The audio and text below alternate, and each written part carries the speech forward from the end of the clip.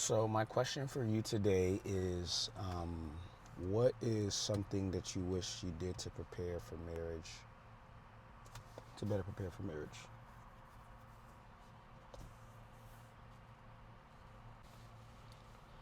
To better prepare.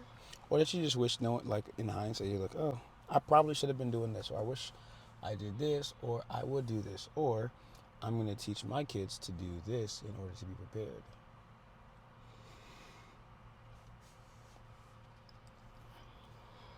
Mm,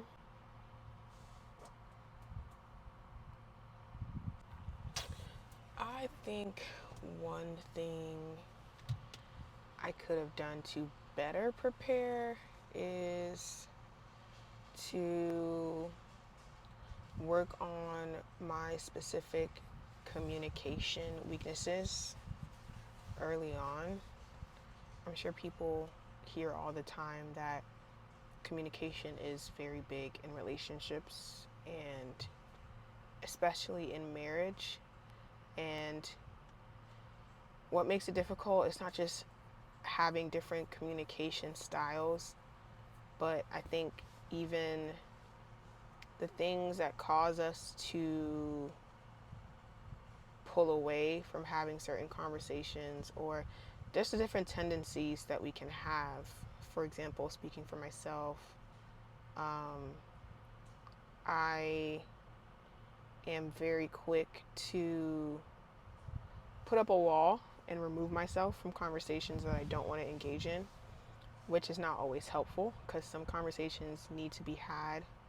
And so it took me a while to kind of learn better ways of navigating that when I don't want to have a certain conversation or a certain topic of conversation is overwhelming, how to go about that. And I learned those tools in marriage, but it probably would have been helpful if I had learned some of those things prior to marriage.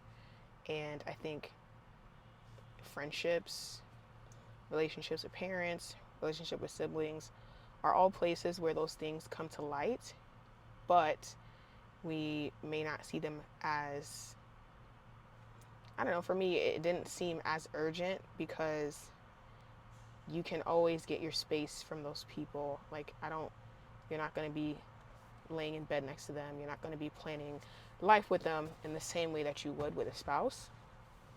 And so it only amplifies and becomes more difficult in marriage when it's not dealt with prior to getting married. So I would say that's one thing I could have done to better prepare.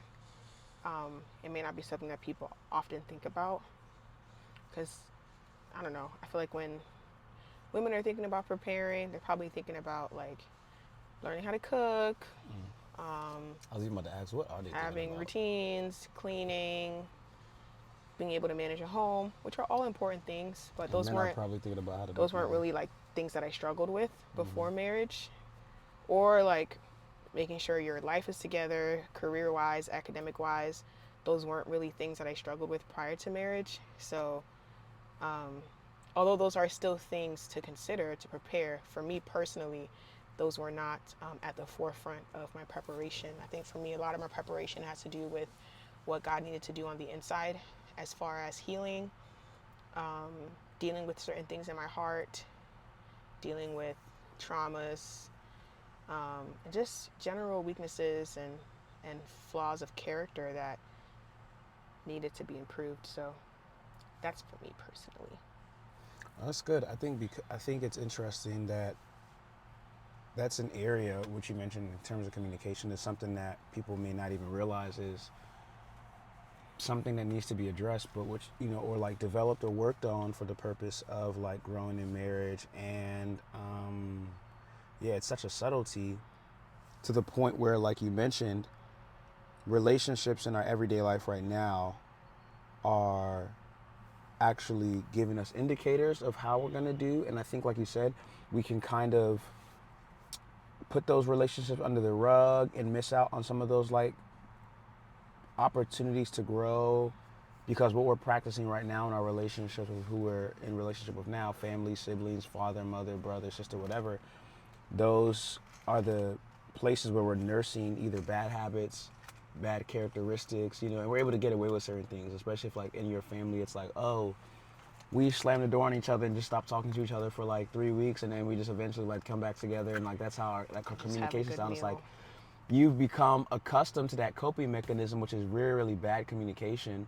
For it's like normal in your household, but it's like abnormal to every other person, and you haven't realized that like what seems like perfectly functional is very dysfunctional, and you're going to bring that into your home, and that's going to be the source and the strength of some issues that if you don't begin to confront it. And I think it's so beautiful that like the scriptures and the Holy Spirit, if we're living a life of true discipleship, should convict us to a point where in our own household, things that are normal in the culture of our home are no longer normal because we're in the culture of the kingdom. And so, like, in my daily devotion as a person who's single and seeking God, going to church and stuff like that, I should be learning the ropes of things that are like, wait, this is not kingdom. Identifying it and fixing it in my life. And then I have the benefit on the back end that when I get married, it's like, wait, I learned this when I was in my house because the Holy Spirit was able to convict me of the real things I'm supposed to deal with. My side of the equation is what I could have done to prepare better for marriage, or what I would, looking back. I don't have any regrets per se, but it's like you only know what you know, right?